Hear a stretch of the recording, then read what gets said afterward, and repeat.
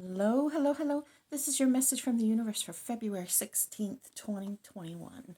This is the rune Sewelu. Now, Sewelu is the rune of wholeness. It is the rune of the life force. And it's really about becoming the spiritual warrior, because the spiritual warrior's battle is always with oneself. It's not about going out and making your word known in the world and fighting against people and taking down evil. The spiritual warrior, the true spiritual warrior, his purpose is right in the name. His or her purpose is right in the name. Spiritual warrior, not killing warrior, not physical warrior, not screaming warrior. Spiritual warrior, spiritual within, spiritual. And that space of feeling whole within yourself it is a battle to get to. It is a battle to sink into that space. It is really difficult. That little ghost that lives in my house is starting to torture my cats. So if you hear, not really torture, it runs. And it runs into walls, and then they chase it into walls, and it jumps into the couch, and then they try to dig their way through the couch. That runs through the couch into the wall, and then they try to dig their way behind the couch. It's very funny. Okay. So that space of wholeness, that space of becoming, that space of recognizing that you are complete along this road as a human, the thing that takes us there is this Empress energy. This Empress energy, it is my favorite card in the deck. In my connection, it is me. It is my energy. It is the energy that I most strongly connect with. And it is the energy of compassion, love, unconditional love, kindness, gentle sweetness, but also like steel, you know?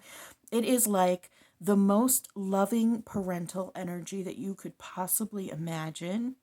Like thinking you're so cute when you're at your lowest point. Like, oh, look at them struggling. Aren't they sweet? You can do it, honey. Like standing by when you're watching your toddler not be able to, I don't know, pick up something or pick up their fork properly, and it's adorable, even though the toddler's really frustrated and getting mad and flinging peas across the room. We're the toddlers. So this is that energy of the wholeness, that love and stuff. But you are a little bit stingy with your energy. You are stingy with your love. You are stingy with that compassion when it comes to giving it to yourself. And that's a problem.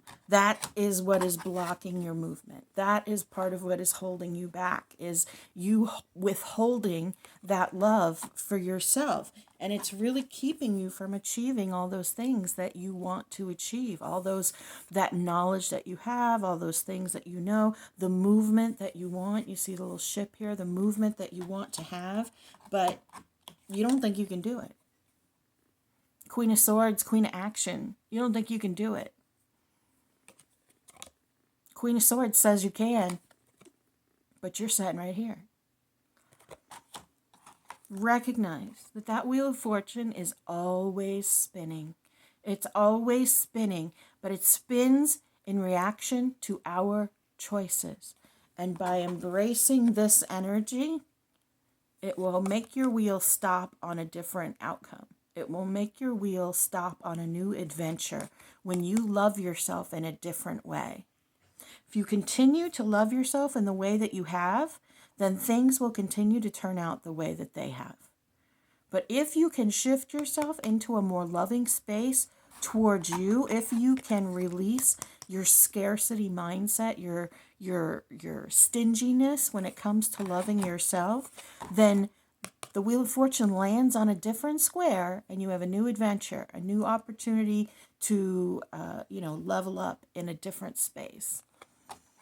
I know it's not easy, but you got this. And if you need any guidance, right here on my page, I have several playlists that are about loving yourself, about embracing yourself, about jumping into this space of transformation from Unconditional Love. If you aren't even sure what Unconditional Love is, you definitely should go through my playlist and check it out. I've been speaking on these things for years now, and it's it's very simple concepts that are not always easy to bring into life in our real life, in our regular everyday life, but that's exactly what I speak about. I don't speak about rituals and magical things and woo-woo 5D consciousness stuff. Not that there's anything wrong with any of that. Those are paths to get to the state of mind that we're talking about here.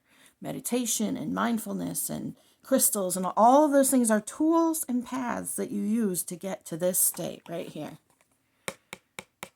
To this state of the Empress. Because when you love yourself with the intensity that the Empress loves, then you are probably almost as close as you can be to being integrated and embracing the divine within you. I got way off track here, y'all. Oh, and if you might have noticed, I've skipped a couple days over the last week or two. I think I missed 2 days so far, maybe 3. I apologize. I'm kind of going through a little bit of an upheaval.